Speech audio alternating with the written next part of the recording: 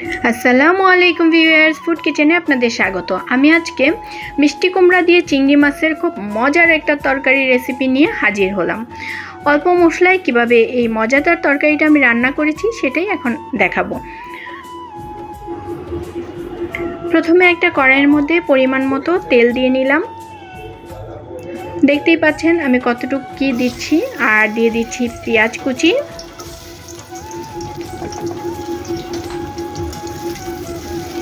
পেঁয়াজ কুচিটা একটু হালকা বাদামি কালার চলে আসা পর্যন্ত আর ভেজে নিচ্ছি।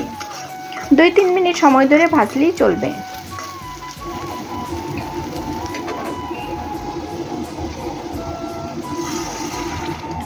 হালকা ব্রাউন কালার চলে আসার পর দিয়ে দিলাম পানি।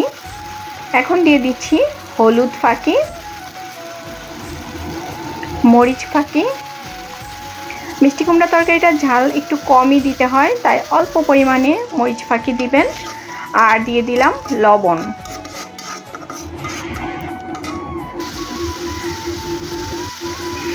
এখন দিয়ে দিব খুবই সামান্য পরিমাণে আদা আর রসুন বাটা। মশলাটা কষে আসা পর্যন্ত ভালো করে রান্না করে নিচ্ছি। আর চুলার আঁচটা কিন্তু খেয়াল রাখতে হবে, মিডিয়াম আঁচে রান্না করতে হবে। মশলাটা কষে আসছে, আর এখন আমি দিয়ে দিলাম চিংড়ি মাছ। চিংড়ি মাছগুলোকে একটু নেড়ে চেড়ে ভালো করে মিশিয়ে নিচ্ছি। মশলাটার সাথে ভালো করে মিশিয়ে নেওয়ার পরে আমি কেটে রাখা যে মিষ্টি কুমড়োগুলো আছে সেগুলো দিয়ে নিচ্ছি।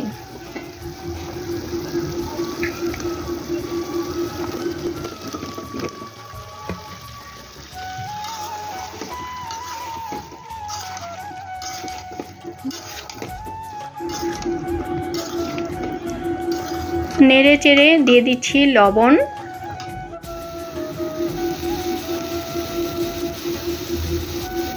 লবণ দেওয়ার পরে আবার একটু ভালো করে নেড়ে চেড়ে তারপরে আমি পানি দিয়ে নিচ্ছি। এমন পরিমাণে পানি দিব যেন তরকারিটা একটু ঝোল ঝোল থাকে, লসলসা ঝোল ঝোল থাকে।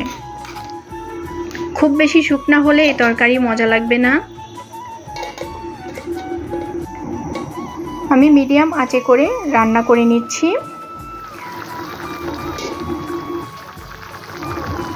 ঢাকনা দিয়ে ঢেকে রান্না করতে হবে যেন মিষ্টি কুমড়াগুলো সবগুলো সমানভাবে সিদ্ধ হয়, আর একটু পরপর নেড়ে দিতে হবে। তরকারিটা রান্না হতে প্রায় 10 থেকে 12 মিনিটের মতো সময় লেগেছে। তরকারিটা আবার ঢেকে দিলাম। এই যে দেখেন, এখন মোটামুটি তরকারিটা হয়ে আসছে। ঝোলটা যে পরিমাণে আছে আমি সেরকমই নামাবো। আর এর মধ্যে দিয়ে দিচ্ছি চিনি, 1/2 চা চামচ পরিমাণে। এটা দিলে যা হবে, মিষ্টি কুমড়া খেলে অনেকের বাতের ব্যথা বেড়ে যায়, আর এই চিনি দেওয়ার ফলে বাতের ব্যথা হবে না। আর দিয়ে দিলাম কিছুটা ধনিয়া পাতা। এখন আমি পরিবেশনের জন্য বেড়ে নিলাম। তো কেমন হলো আমার রেসিপিটা?